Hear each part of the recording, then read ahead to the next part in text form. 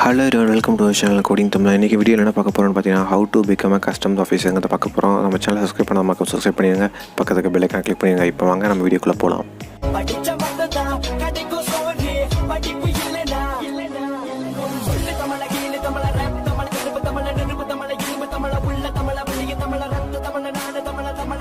First நம்ம என்ன பார்க்க போகிறோம்னு பார்த்தீங்கன்னா, அபவுட் சிபிஐசி, அதாவது இந்த கஸ்டம் ஆஃபீஸரோட என்ன டிபார்ட்மெண்ட்டோ நம்ம அதை பற்றி பார்த்துடலாம். ஸோ சிபிஐசின்னு என்னென்னு பார்த்தீங்கன்னா, central board of indirect tax and customs. So இது வந்து பார்த்திங்கன்னா முன்னாடி எப்படி இருந்துச்சுன்னு பார்த்தீங்கன்னா, central board of excise and கஸ்டம்ஸ்னு இருந்துச்சு, சிபிஇசின்னு இருந்துச்சு. அண்ட் தென் பார்த்திங்கன்னா இது வந்து என்ன டிபார்ட்மெண்ட்டுக்குள்ளே வருதுன்னு பார்த்தீங்கன்னா, ஃபினான்ஸ்.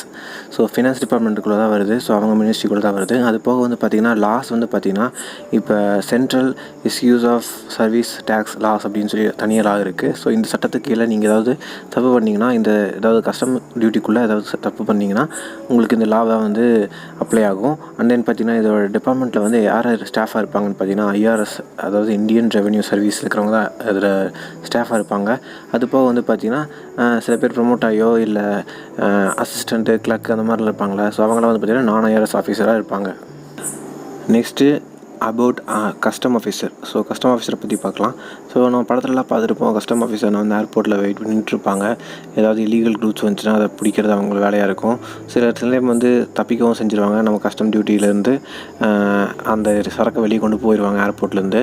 ஸோ அப்போ வந்து நம்மளுக்கு எந்த ப்ராப்ளம் வெளியில் தெரியாது. பட் வந்து பார்த்திங்கன்னா அது இல்லீகலாக ஒரு விஷயம் தான். அது வந்து நம்ம சம்டைம் வந்து பார்த்திங்கன்னா கைது நடவடிக்கை கூட நம்ம மேலே எடுப்பாங்க.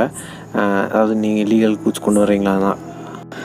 ஸோ அது வந்து பார்த்திங்கன்னா கஞ்சா, பீனு, ஒகைனு, ஸோ இந்த மாதிரி வந்து நிறையா விஷயங்களை வந்து இல்லீகல் குட்ஸாக கொண்டு வருவாங்க. சம்டைம் வந்து பார்த்திங்கன்னா கோல்டை கூட கொண்டு வருவாங்க டேக்ஸ் கட்டாமல் தப்பிக்கிறதுக்காக. ஸோ இதே தான் சேம் நம்ம ப்ராக்டிக்கலாக பார்க்கும்போது அது அதே தான். ஏர்போர்ட்டில் இருப்பாங்க. சம்டைம் வந்து பார்த்திங்கன்னா ஷிப்பில் கூட இருப்பாங்க. அது வந்து அதர் டிபார்ட்மெண்ட்டுக்குள்ளே வரும்னு நினைக்கிறேன். அப்படி வந்து பார்த்திங்கன்னா டேக்ஸ் வந்து கலெக்ட் பண்ணணும். இப்போ ஏதாவது கோல்டன் வாட்சோ இல்லை கோல்டோ கொண்டு வரீங்கன்னா, ஸோ அந்த கோல்டு வந்து ப்ராப்பரான பில்லோடு வந்திருக்கா ஸோ அப்படிங்கிறத பார்ப்பாங்க. ஏன்னா வந்து நம்ம ஊரில் வாங்கினா டேக்ஸோடு தான் வரும், ஜிஎஸ்டி அதெல்லாம் போடுவாங்க. பட் வெளிநாட்டில் வாங்கினா அந்த கணக்கெலாம் கொஞ்சம் டிஃப்ரெண்ட்டாக இருக்கும். ஸோ அதனால் வந்து நம்ம ஊரில் அந்த விஷயத்தை கொண்டு வரக்கு நம்ம டேக்ஸ் கட்ட வேண்டியது இருக்கும். இப்போல்லாம் வந்து பார்த்திங்கன்னா ஒரு காரு, வெளிநாட்டு காரை இம்போர்ட் பண்ணுறீங்க அப்படின்னா அது வந்து பார்த்திங்கன்னா ஃபுல் அமௌண்ட், அதாவது 2 lakhsனால் 2 lakhs, காரோட 2 lakhs அப்படியே வந்து கஸ்டம்ஸ்க்கு தர வேண்டியதாக இருக்குது. ஸோ அந்த மாதிரிலாம் விஷயங்கள் போயிட்டுருக்கு. நெக்ஸ்ட்டு நம்ம பார்க்க போகிறது வந்து பார்த்திங்கன்னா eligibility. So eligibility criteria for custom officer. So custom ஆஃபீஸருக்கு வந்து எலிஜிபிலிட்டி க்ரைட்டீரியான்னு பார்த்திங்கன்னா, நீங்கள் நார்மலாக வந்து +2ல் வந்து நீங்கள் பயாலஜி குரூப்போ இல்லை கம்ப்யூட்டர் சயின்ஸ் குரூப்போ அது இதுதான் எடுத்துக்கலாம், ப்ராப்ளம் இல்லை. ஆனால் வந்து பார்த்திங்கன்னா நீங்கள் டிகிரி வந்து கம்ப்ளீட் பண்ணியிருக்கணும், அதாவது யூஜி டிகிரி. அந்த டிகிரியும் வந்து பார்த்திங்கன்னா மோஸ்ட்லி வந்து எல்லாருமே வந்து கஸ்டம் டியூட்டிக்கு சம்மந்தப்பட்ட டிகிரி படிப்பாங்க. நீங்களும் அதை படிக்கனாலும் ஓகே தான். பட் அதர்வைஸ் நான் ஆல்ரெடி டிகிரி படிச்சுட்டேன், எனக்கு ஆனால் இந்த ஜாபில் இன்ட்ரெஸ்ட் இருக்குது அப்படின்னு நினச்சிங்கன்னா நீங்கள் வந்து ப்ராப்ளம் இல்லை. நீங்கள் வந்து எக்ஸாம் எழுதி அந்த ஜாபுக்கு நம்ம வர முடியும். ஸோ அதனால் வந்து யூஜி டிகிரி எதாக வந்தாலும் ஓகே தான். ஆனால் வந்து பார்த்திங்கன்னா உங்கள் பர்சன்டேஜ் மார்க் வந்து பார்த்திங்கன்னா 55% இருக்கணும் யூஜியில். நம்ம பண்ணிக்கிற டிகிரி வந்து பார்த்திங்கன்னா ஒரு நல்ல ஸ்டாண்டர்டாக யூனிவர்சிட்டியில் இருக்கணும். சும்மா ஏன்னா தானேன்னு சொல்லி நான் டிஸ்டன்ஸில் பண்ணேன், அதில் பண்ணேன், இதில் பண்ணேன்னு சொல்லக்கூடாது. ஸோ நல்ல ஒரு டிகிரி பண்ணியிருக்கணும், அது ஒரு நல்ல காலேஜில் பண்ணியிருக்கணும். வித் 55% ஆஃப் மார்க் இருந்தால் உங்களால் கண்டிப்பாக வந்து இந்த எக்ஸாமுக்கு அப்ளை பண்ண முடியும். நெக்ஸ்ட் நம்ம பார்க்க போகிறது வந்து பார்த்திங்கன்னா physical qualification. So physical qualification பார்த்திங்கன்னா நிறைய விஷயங்கள் கொஞ்சம் மைனூட்டாக பார்ப்பாங்க. ஸோ மற்ற எப்படி போலீஸ்க்கு எப்படின்னு சில விஷயங்கள்லாம் மைனூட்டாக பார்க்குறாங்க. ஸோ அந்த மாதிரி விஷயங்கள் ஃபஸ்ட்டு வந்து பார்த்திங்கன்னா physical fitness and mental fitness. So mental டெஸ்ட்டும் பண்ணுவாங்க, அவங்களுக்கு ஃபிசிக்கல் டெஸ்ட்டும் பண்ணுவாங்க. நீங்கள் எந்தளவுக்கு பொறுமையாக இருக்கீங்க, அண்ட் தென் ஃபிசிக்கலாக நீங்கள் எந்தளவுக்கு ஃபிட்டாக இருக்கீங்க அப்படின்னு சொல்லி பார்ப்பாங்க. நெக்ஸ்ட்டு வந்து பார்த்திங்கன்னா ஐசைட்டு. ஸோ நீங்கள் ஸ்பெக்ஸ் போட்டிருக்கீங்களா இல்லை போடாமல் இருக்கீங்களா, அது மேட்டர் இல்லை. ஸோ ஐசைட் வந்து நார்மலான விஷயங்கள், அதாவது கிளாஸ் போடலைன்னா ப்ராப்ளம் இல்லை. ஆனால் நீங்கள் வந்து விஷன், அதாவது ஸ்பெக்ஸோ இல்லை லென்ஸோ போட்டிருக்கீங்கன்னா விஷன் ப்ராப்ளம் வந்து இருக்குது அப்படின்னா டிஸ்டன்ஸ் விஷன் வந்து உங்களுக்கு வந்து 6/6 இருக்கணும் ஒரு ஐயில்.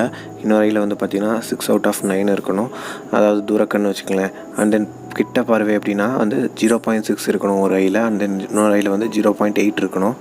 அண்ட் தென் ஹைட்டு வந்து பார்த்திங்கன்னா 157.5 சென்டிமீட்டர் இருக்கணும். அண்ட் தென் வெயிட் வந்து பார்த்திங்கன்னா அந்த ஹைட்டுக்கு ஏற்றாப்புல ஒரு வெயிட், ஓகேவா. அண்ட் தென் பார்த்திங்கன்னா செஸ்ட்டு வந்து 81 சென்டிமீட்டர் இருக்கணும் குறைந்தபட்சம். ஸோ இங்கே மென்ஷன் பண்ணிக்கிற விஷயங்களை நீங்கள் ஏதாவது ப்ராப்ளம் இருக்குது அப்படின்னா வந்து நீங்கள் கண்டிப்பாக கஸ்டம் ஆஃபீஸராக ஆக முடியாது, நான் போய் சொல்லிட்டேன். நெக்ஸ்ட்டு வந்து பார்த்திங்கன்னா வந்து ஏஜ் லிமிட். ஸோ ஏஜ் லிமிட்டுங்கிறது வந்து என்னென்ன இருக்குங்கிறத பார்க்க போகிறோம்.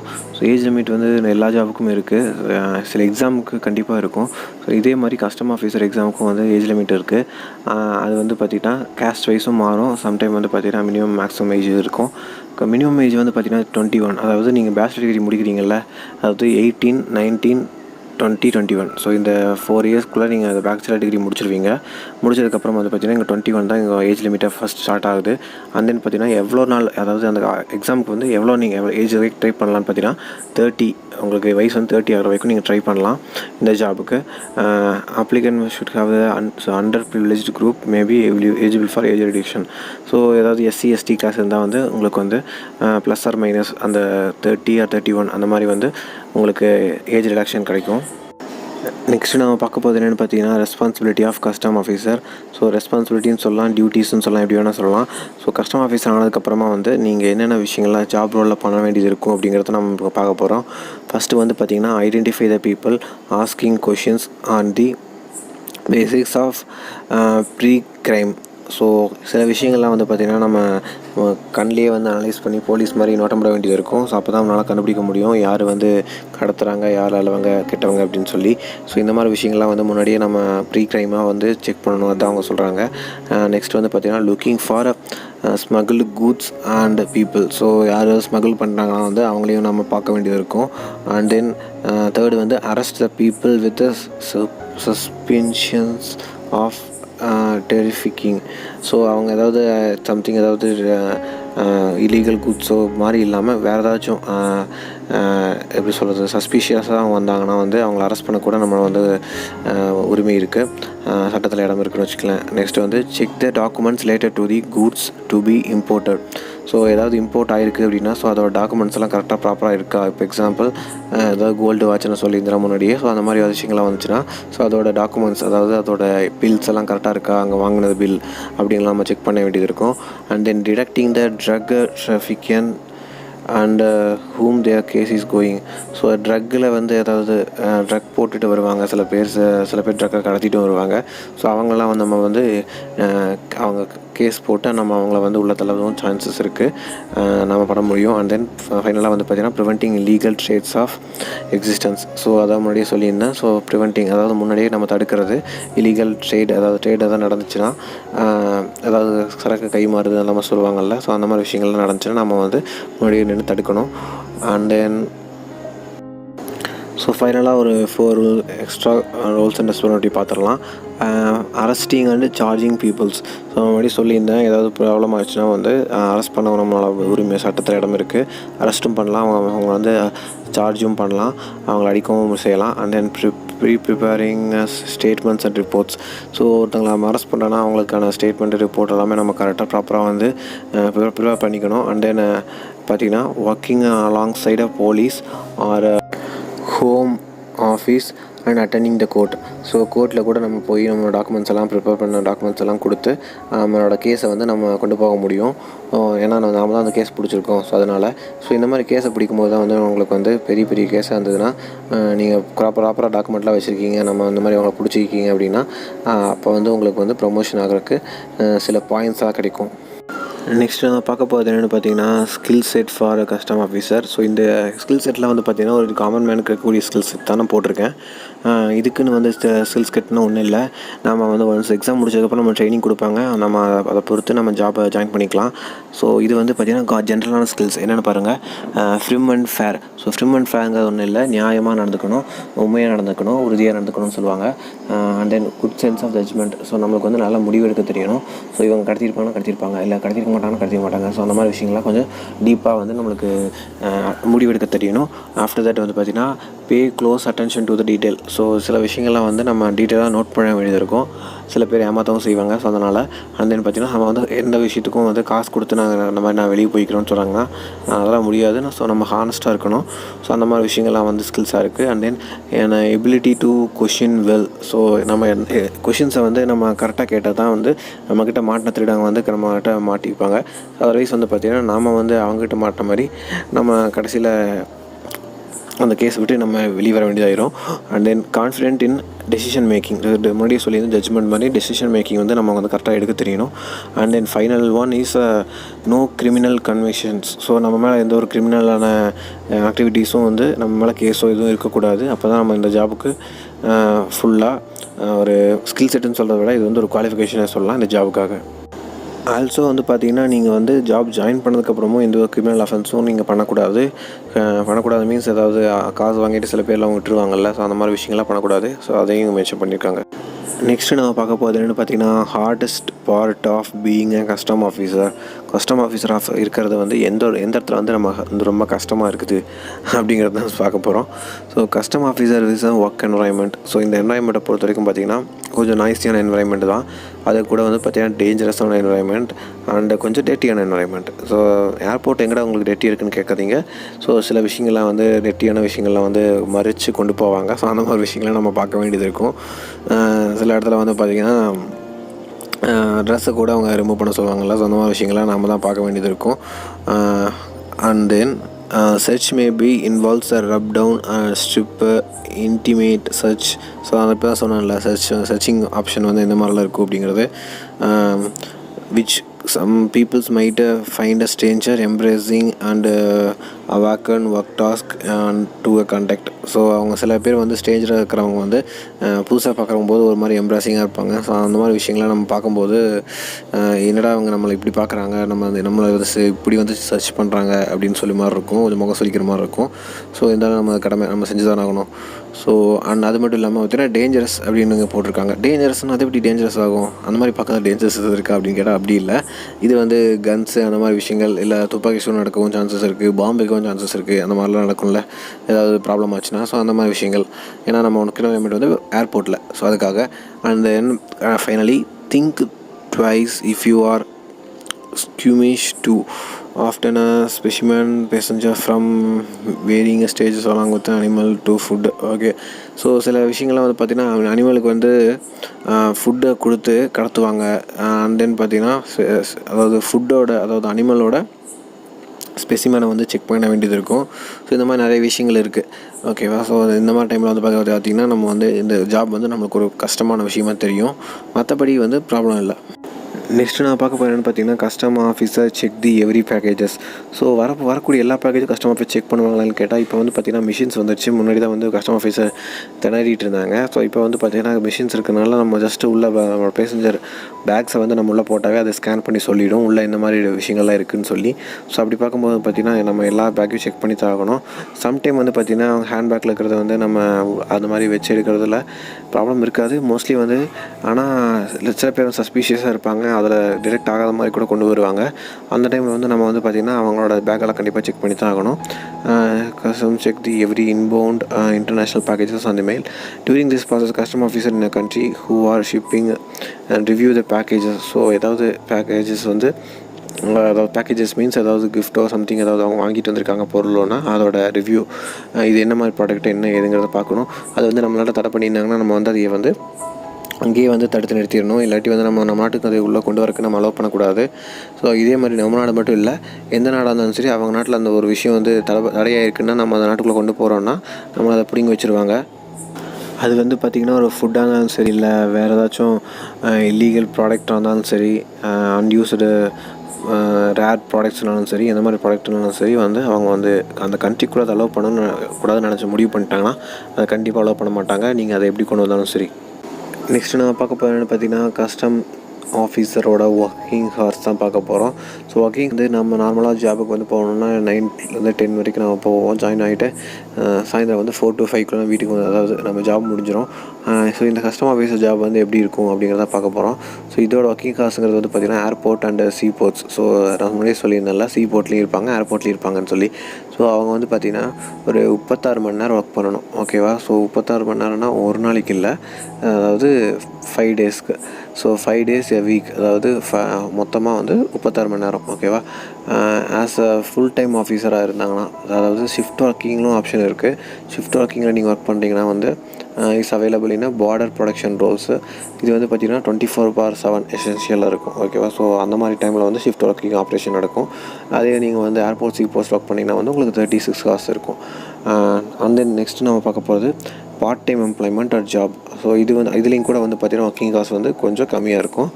And then you would normally start an assistant. So நீங்கள் எடுத்தோடனே வந்து பெரிய ஆஃபீஸர் ஆக மாட்டீங்க. ஜாயின் பண்ணும்போது அசிஸ்டண்ட்டாக தான் ஆவீங்க. ஓகேவா? ஸோ அப்போ வந்து பார்த்திங்கன்னா நீங்கள் அதாவது கஸ்டமர் ஆஃபீஸராக நீங்கள் வரணும்னா நீங்கள் வந்து சில விஷயங்கள்லாம் வந்து எக்ஸ்பீரியன்ஸ் ஆகணும். இல்லாட்டி சில விஷயங்கள் கேஸெல்லாம் பிடிக்கணும். அசிஸ்டண்ட்டாக இருந்தால் அந்த மாதிரி விஷயங்கள் பண்ணால் தான் உங்களால் வந்து கஸ்டமர் ஆஃபீஸராக ப்ரொமோட் ஆக முடியும். And then through entry level ஆஃபீஸராக இருக்கும்போது வந்து பார்த்திங்கன்னா சம்டைம்ஸ் வந்து இந்த ஒர்க்கிங் ஹவர்ஸ் வந்து இதுவும் பெருசாக சேஞ்சஸ் வராது. There is a clear promotion or இந்த grade structure within the cell service through the relocation may be necessary to progress a higher position. So நீங்கள் வந்து சில இடத்துல வந்து ட்ரான்ஸ்ஃபர் ஆகி அவங்க வந்து ஹையர் பொசிஷனுக்கு போவாங்க. ஸோ இந்த மாதிரி கூட நடக்கும். ஸோ இதை நீங்கள் சப்போஸ் கஸ்டமர் ஆஃபீஸர் எனக்கு டைரெக்ட் ஆகணும்னு நினச்சிங்கன்னா நீங்கள் செல் சர்வீஸ் எக்ஸாம் எழுதி நீங்கள் டைரெக்டாக ஆகிடலாம்.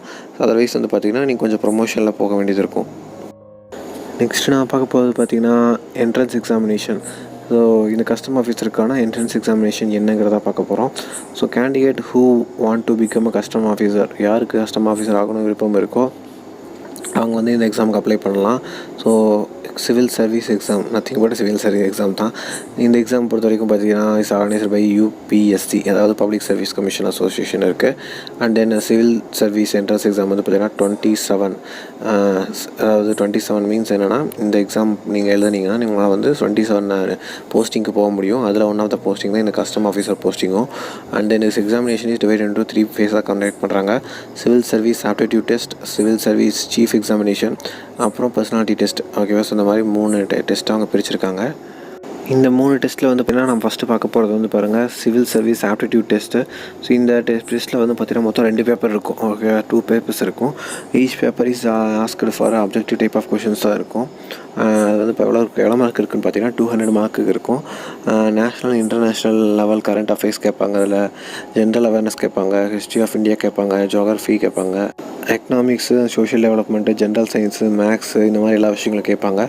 அண்ட் தென் பார்த்திங்கன்னா கேண்டிடேட் வந்து இந்த எக்ஸாமினேஷனில் பாஸ் ஆகணுன்னா, அதாவது சிவில் சர்வீஸ் ஆப்டிடியூட்டில் பாஸ் ஆகிறது வந்து ப்ராப்ளம் இல்லை, ஈஸியாக பாஸ் ஆகிடலாம். அண்ட் தென் இதில் பாஸ் ஆகிட்டாங்கன்னா அவங்க வந்து இஸ் எலிஜிபிள் ஃபார் மெயின் எக்ஸாமினேஷனுக்கு அவங்க எலிஜிபிள் ஆகிடுவாங்க. ஈஸியாக பாஸ் ஆகிடுவேன்னு ஏன் சொன்னேன்னா வந்து ஆப்டிடியூட் வந்து கான்செப்ட் ஒன்று தான். நீங்கள் வந்து எந்த மாதிரி கொஷின்ஸ் கேட்டாலும் ஸோ அந்த மாதிரி கொஷினுக்கு அது ஆன்சர் எப்படி வருங்கிறத நம்ம கொஞ்சம் ட்ரிக்ஸோடு சேர்ந்து படிச்சிருந்தோன்னா நம்மளால் கண்டிப்பாக இந்த ஆப்டிடியூட் டெஸ்ட்டை கிராக் பண்ண முடியும். ஆப்டிடியூட் வந்து not only for civil service exam, நீங்கள் எந்த மாதிரி ஒரு சின்ன கம்பெனிக்கு வேலைக்கு போனால் கூட 10 பேர் இருக்காங்கன்னா அவங்கள வந்து ஃபில்டர் பண்ணுறக்கு ஆப்டிடியூட் டெஸ்ட் தான் நம்ம ஊரில் இப்போ வைப்பாங்க.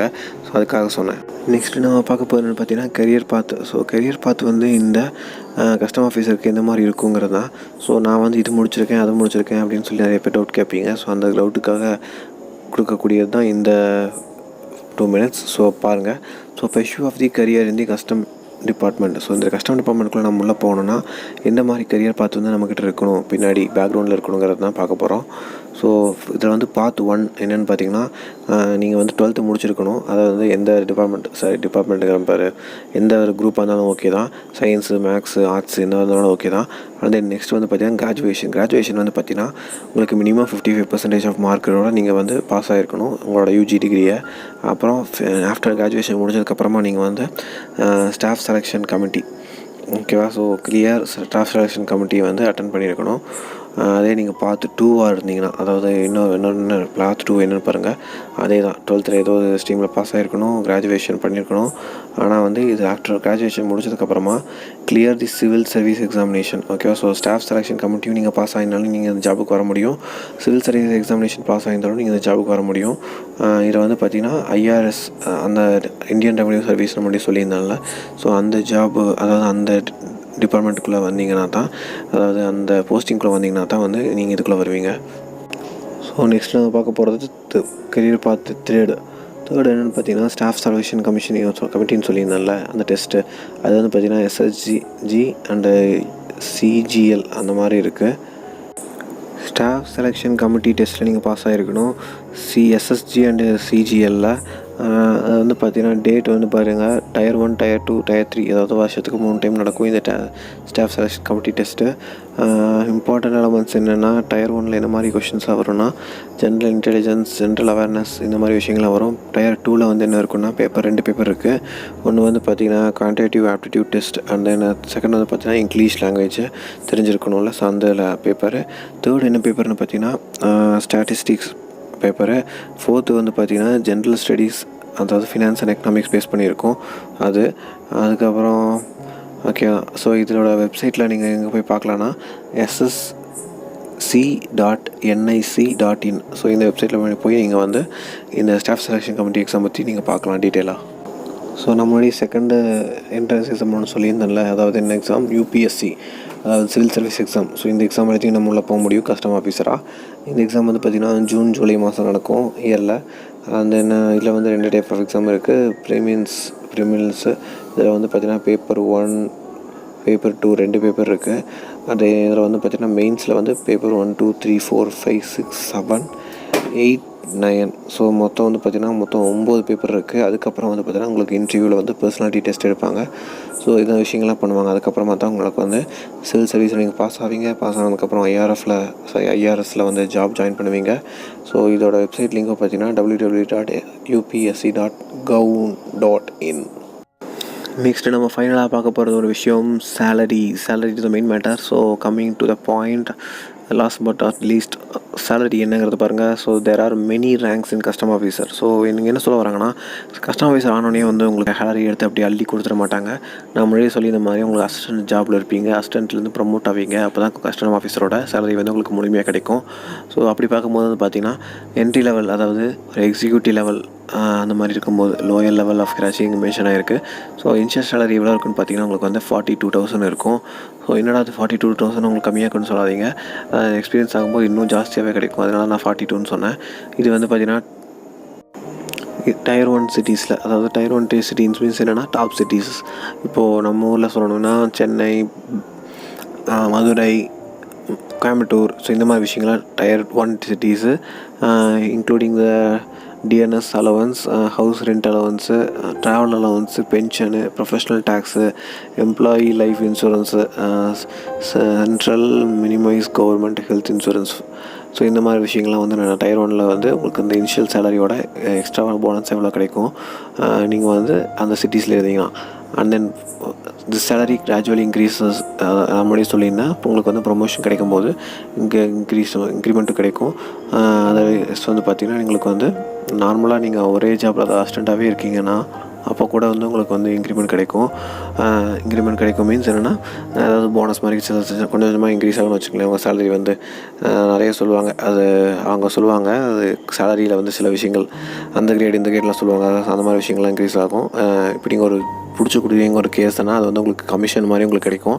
அமௌண்ட்டாக இல்லை, ஒரு பாயிண்ட்ஸ் மாதிரி கிடைக்கும். அந்த பாயிண்ட்ஸை வச்சு தான் நீங்கள் வந்து ப்ரமோட் ஆக முடியும்.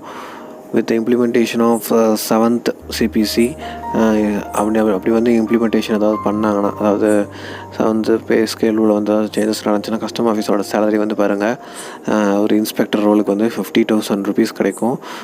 அதாவது 50,000 இன்னும் கொஞ்சம் அரௌண்ட், அதாவது அது இதுன்னு போட்டு கொஞ்சம் ரவுண்ட் ஆஃப் பண்ணால் கூட உங்களுக்கு வந்து 60,000 வந்து கிடைக்கும். ஒரு ஆவரேஜாக இருக்கக்கூடிய கஸ்டம் இன்ஸ்பெக்டரோட சேலரி. ஸோ இதில் வந்து பாருங்கள், நான் மென்ஷன் பண்ணியிருக்கேன் ப்ரிவென்டிவ் ஆஃபீஸர் சேலரி வந்து பாருங்கள், ஆவரேஜ் சேலரி 44,900 இருக்குது. சென்ட்ரல் எக்ஸ்கியூஸ் இன்ஸ்பெக்டர்னு சொல்லுவாங்க, அது வந்து பார்த்திங்கன்னா 44,900 per month. அப்புறம் examiner of the Indian customs, அவருக்கு வந்து பார்த்திங்கன்னா எக்ஸாம், அதாவது ஏதாவது எக்ஸாம் நடந்துச்சுன்னா அவங்க இந்தியன் கஸ்டம்ஸ்லேருந்து நம்மளுக்கு வந்து இது பண்ணுவாங்கள்ல, ஸோ லெக்சர் மாதிரி வச்சுக்கலாம். அவங்களோட சேலரி வந்து பார்த்திங்கன்னா 50,000 வருது, 52,000. அதுக்கப்புறம் பாருங்கள் அசிஸ்டன்ட் கமிஷனர், அதாவது இன்னும் கொஞ்சம் ஹை கிரேடில் இருக்கிறவங்க, அவங்களோட சேலரி வந்து பார்த்திங்கன்னா 50,000 to 65,000 per month கிடைக்குது. ஸோ சேலரி நல்லா எச்சாக தான் இருக்குது.